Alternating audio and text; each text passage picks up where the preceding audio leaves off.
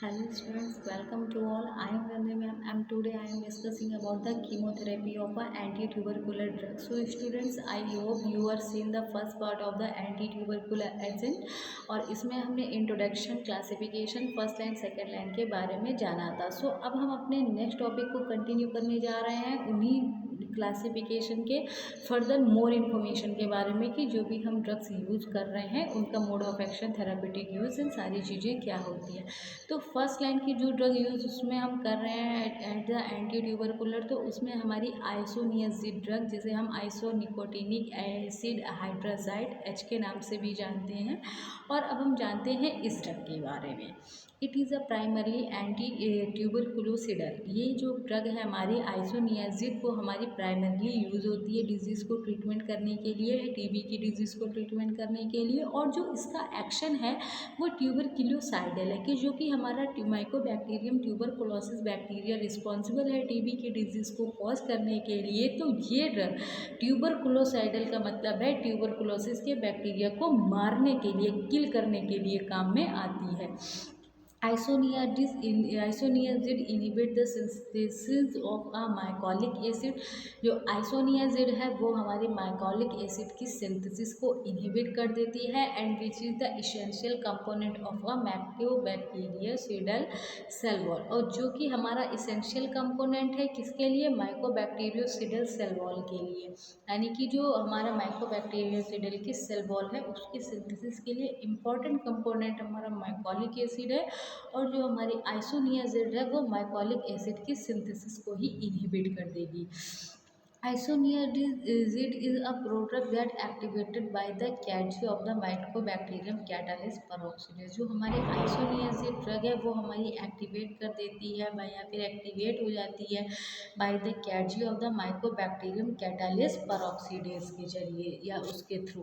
अब हम इसके फार्माकोकाइनेटिक्स के बारे में अगर हम बात करते हैं तो इसके फार्माकोकाइनेटिक्स देखते हैं कि जो हमारी आइसोनियाजिड है जिसे हम आईएनएच के नाम से जानते हैं, इट इज़ कम्प्लीटली, ये हमारी आइसोनियाजिड कम्प्लीटली एब्जॉर्ब हो जाती है हमारी बॉडी में, अच्छे से पेनिट्रेट हो जाती है, होल बॉडी में अच्छे से डिस्ट्रीब्यूट हो जाती है, penetrate the all part of the body and tubercular cavities. अब जब ये हमारी बॉडी में पूरे अच्छे से पहुंच जाती है, पेनिट्रेट हो जाती है, तो जहाँ पर भी ट्यूबरकुलोसिस का बैक्टीरिया एक्टिवेट है या फिर उसने इन्फेक्शन कॉज कर रखा है, अपनी ट्यूबरकुलर कैविटीज़ बना रखी है, ये ड्रग हमारी होल बॉडी में आसानी से पहुंच जाएगी, पेनिट्रेट हो जाएगी और ये प्लेसेंटा को भी क्रॉस कर देती है. And it is extensively metabolise in a liver.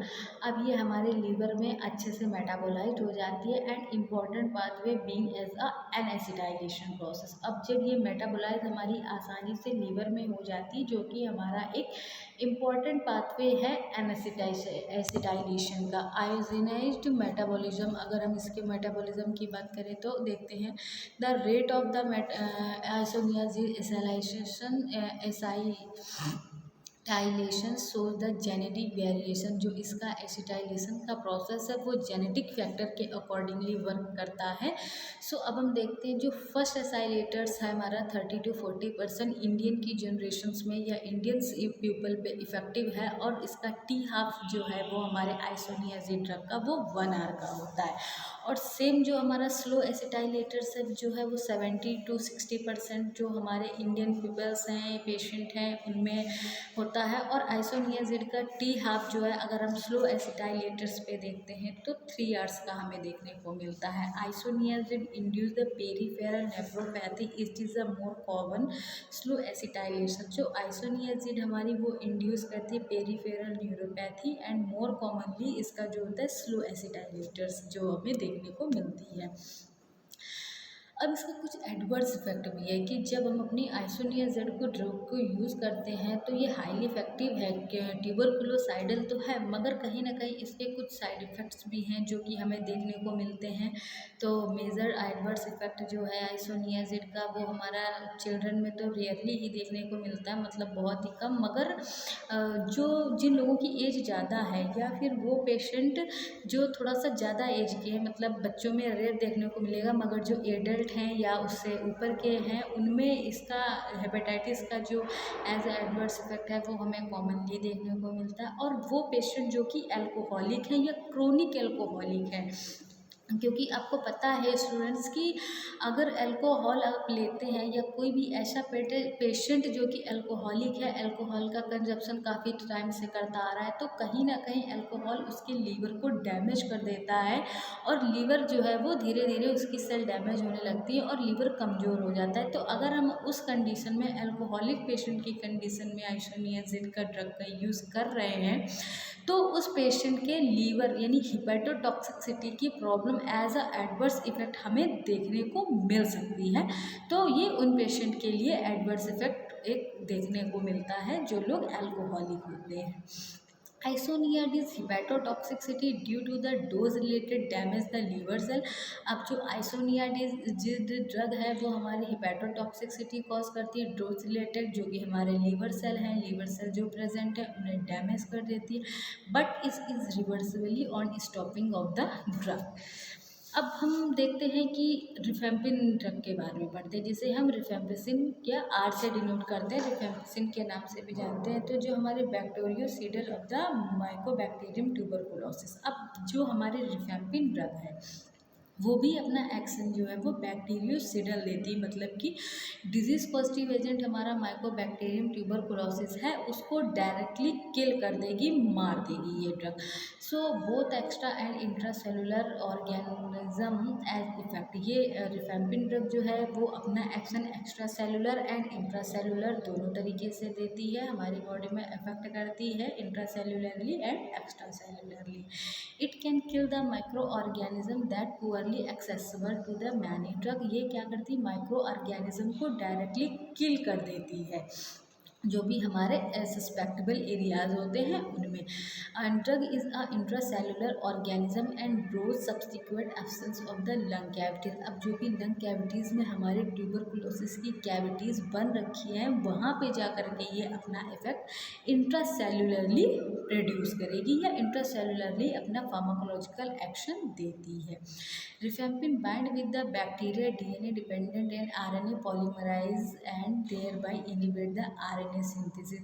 जो हमारी रिफेम्पिन होती है वो हमारे बैक्टीरिया के डीएनए में जा करके उनके केमिकल प्रोसेस को ऑल्टर कर देगी, यानी कि डीएनए वो मटेरियल होता है जो कि हमारे जेनेटिक मटेरियल होता है, और जब बैक्टीरिया रेप्लिकेट नहीं कर पाएगा, उसका डीएनए नहीं काम करेगा, उसमें ऑल्ट्रेशन हो जाएगा, एमआरएनए पॉलीमराइजेशन का प्रोसेस नहीं होगा, तो जो हमारी बैक्टीरिया की आरएनए की सिंथेसिस है या डीएनए की सिंथेसिस है वो इनहिबिट हो जाएगी और हमारा बैक्टीरियल सेल आगे ग्रोथ नहीं कर पाएगा और धीरे धीरे जो सेल हैं वो डैमेज होने लगेंगे।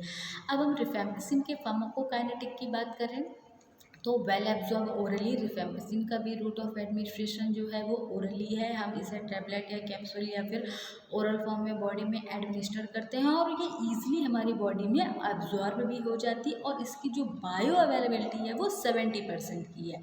70% हमें इसकी बायो अवेलेबिलिटी होती है, बट एक कंडीशन होती है कि अगर आप रिफेम्पिसिन ड्रग को इम्पटी स्टमक लेते हैं तो ये अपनी हायर इफिकेसी शो करती है, मतलब ज़्यादा से ज़्यादा इफिकेसी शो करेगी, मगर उसी जगह अगर आपने इसको खाने के साथ ले लिया या मतलब खाने के बाद ले लिया, एम्प्टी स्टमक नहीं लिया, कोई ऐसे टाइम पे जिसमें आपकी बॉडी में खाना प्रेजेंट है, फूड प्रेजेंट है, तो जो फूड होता है उसके कारण इसकी जो इफिकेसी है उसमें चेंजेस आ जाते हैं, इफिकेसी धीरे धीरे डिक्रीज़ हो जाती है। तभी हम रिफेम्पिसिन को अगर प्रेफर करते हैं तो हमेशा एम्प्टी स्टमक ही इसे प्रेफर किया जाता है। Widely distributed in all part of a body, अच्छे से हमारी पूरी बॉडी में डिस्ट्रीब्यूट हो जाती है। पेनिट्रेट इंट्रासेलुलरली, हमारी बॉडी में पेनिट्रेट हो जाती है, इंट्रासेलुलरली अपना इफेक्ट देती है।